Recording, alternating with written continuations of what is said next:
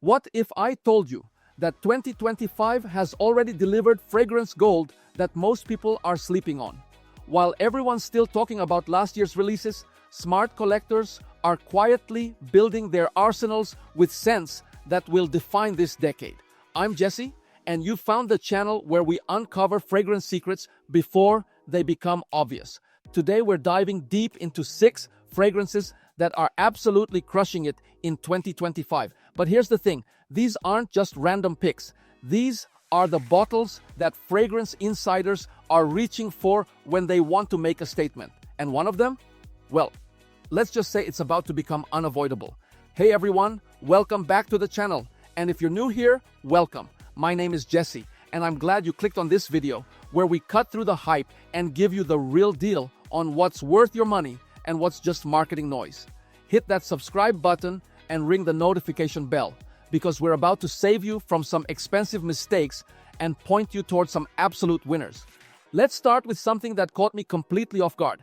I wasn't expecting much from another Stronger With You flanker, but this parfum concentration is playing in a completely different league. The opening hits you with pink pepper and mandarin that's bright but not juvenile. Then something magical happens in the heart with lavender and sage that creates this aromatic backbone I didn't see coming. But the real star, that leathery vanilla and chestnut accord in the base, makes this smell like expensive sophistication. Here's where it gets interesting. This performs like a beast. We're talking 8 to 10 hours easy, with projection that commands respect without screaming for attention. It's fall and winter territory mainly, though you could pull it off in spring if you're feeling bold. I discovered this one through my friend Marcus, who works at a high-end boutique. He pulled me aside one day and said, "Jesse, forget everything you think you know about the Stronger With You line." One spray, and I understood why he was so excited. This isn't your typical sweet crowd pleaser. It's mature, complex, and surprisingly addictive. Performance-wise, it's giving you all-day presence. The cologne game is strong with Armaf Club de Nuit Intense, but honestly, this parfum concentration brings a refinement that the colognes can't match. If you want that sophisticated leather vanilla vibe, without the Tom Ford price tag, this is your answer. Now this one's causing some serious waves, and I can see why. Forever Wanted Elixir takes the fruity leather concept and absolutely runs with it. That opening blast of raspberry, green mandarin, and bergamot shouldn't work as well as it does, but somehow Azaro made magic happen. The heart brings cardamom, lavender, and clary sage that bridges the gap between the fruit and the leather beautifully. Then you hit that base with leather, vetiver, and something called wolfwood that creates this smoky, sophisticated dry down that lingers for hours. I'll be honest, I was skeptical about another elixir release. The market's flooded with them. But this golden bottle isn't just for show.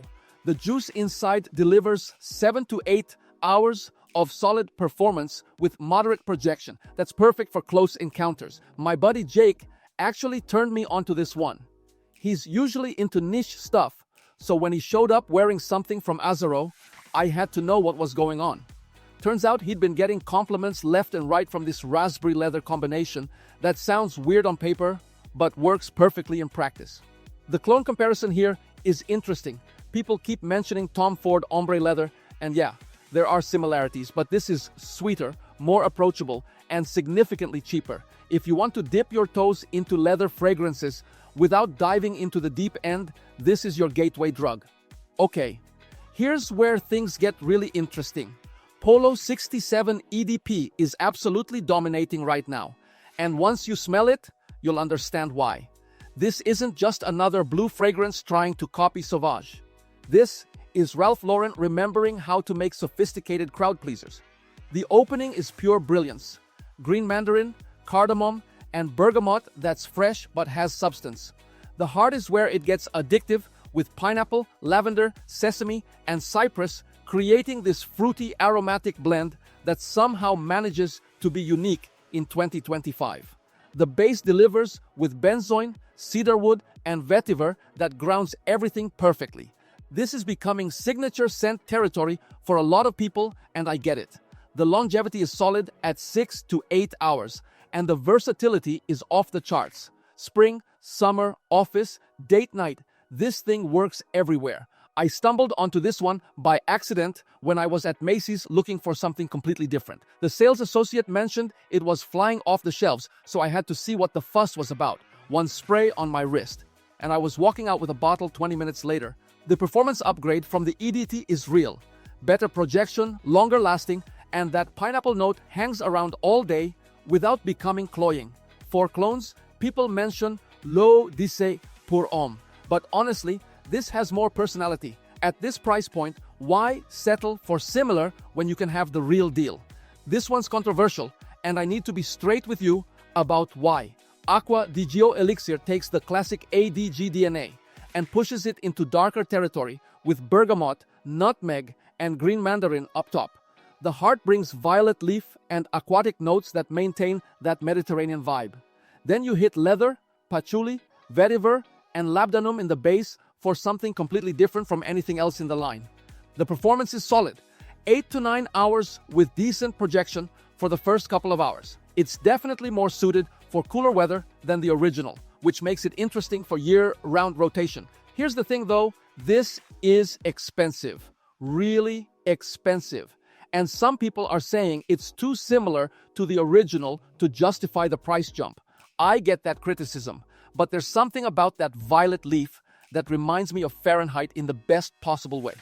I learned about this one from my friend Ryan, who's obsessed with the Aqua di Gio line. He was torn between loving the scent and hating the price point. After wearing it for a week, he decided the uniqueness was worth it, but he's recommending people sample first. For clones, you're not finding much that captures this specific violet aquatic leather combination. If you're already invested in the ADG universe, this adds a dimension that nothing else in the line offers. But if you're new to the family, maybe start with Profondo and work your way up. Here's where we need to talk about boundaries, because Guilty Love Edition is deliberately blurring them. This limited edition Valentine's release opens with juniper oil that brings a fresh balsamic masculinity. The heart, orange flower absolute that's creamy, radiant, and unapologetically floral. The base rounds out with ambrofix for woody warmth that lasts. This is unisex territory, no question. Some people love that about it, others find it too feminine for their taste. The performance is solid at about 9 hours with good projection for the first 2 hours. I discovered this one during a fragrance counter crawl with my friend David. He's always pushing me to try stuff outside my comfort zone, and this was definitely that. The orange blossom is prominent, the whole thing is sophisticated, but it requires confidence to pull off. The comparison everyone's making is to YSL myself. And yeah, they're in the same neighborhood, but this has a cleaner, more refined feeling that makes it perfect for those spring and summer occasions when you want to stand out without being aggressive. For clones, you're not finding much that captures this specific orange blossom intensity. If you're comfortable with floral masculinity and want something that'll turn heads for the right reasons, this limited edition might be worth grabbing before it disappears. Last but definitely not least, we have Gentleman's Society Ambry, and this one's celebrating 50 years of the Gentleman line in style. The opening brings nutmeg, clary sage, and juniper berries for a spicy, green introduction. The heart is where Givenchy shows off with narcissus, orris, sandalwood, and a vetiver quartet from Uruguay and Madagascar. The base delivers with tobacco, Madagascar vanilla, and Peru balsam that creates this rich, sophisticated foundation. This is mature fragrance territory. Complex, refined, and absolutely perfect for fall and winter occasions, when you want to project sophistication and success. The longevity is excellent, though the projection is more intimate than some of the others we've covered. I learned about this one from my friend Michael, who works in luxury retail. He mentioned it was becoming a sleeper hit with his more discerning customers who wanted something that smelled expensive without being obvious about it. One wearing convinced me he was right. The performance is where this really shines. That tobacco and vanilla combination creates this addictive dry down that keeps you reaching for your wrist hours later. For clones, you might find similarities with some of the Creed tobacco offerings, but nothing captures this specific narcissus and vetiver combination. So here's how I'd break these down for different scenarios. For signature scent potential, Polo 67 EDP is leading the pack. It's versatile, crowd-pleasing, and performs well across seasons. For special occasions and date nights, Forever Wanted Elixir brings that raspberry leather seduction that's impossible to ignore. If you want sophistication and maturity, Gentleman's Society Ambre is your answer. For something unique in your collection, Aqua di Gio Elixir adds that violet leather twist that nothing else offers. Stronger with you. Parfum gives you luxury performance at a more accessible price point. And if you're feeling adventurous and want to blur some traditional boundaries, Guilty Love Edition brings that orange blossom sophistication that'll definitely get you noticed. Budget-wise, Polo 67 EDP gives you the most bang for your buck with incredible versatility. Forever Wanted Elixir offers luxury feels without the luxury price tag. The Armani options are investing in performance and uniqueness that'll set you apart from the crowd.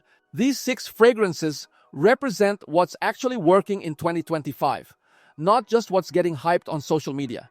Each one brings something different to the table, whether it's the crowd-pleasing versatility of Polo 67, the sophisticated complexity of Gentleman's Society Ambre, or the boundary-pushing artistry of Guilty Love Edition.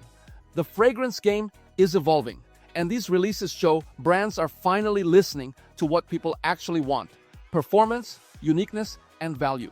Whether you're building your first serious collection or adding to an already extensive arsenal, each of these offers something worth considering. What do you think? Which of these caught your attention?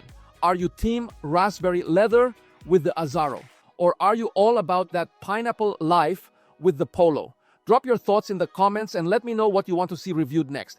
Don't forget to hit that like button if this helped you discover something new. Subscribe if you haven't already, and ring that notification bell so you never miss our latest fragrance breakdowns. Until next time, keep smelling amazing out there. Thanks for watching, and don't forget to subscribe for more content like this. Until next time, smell and feel good. Stay fragrant.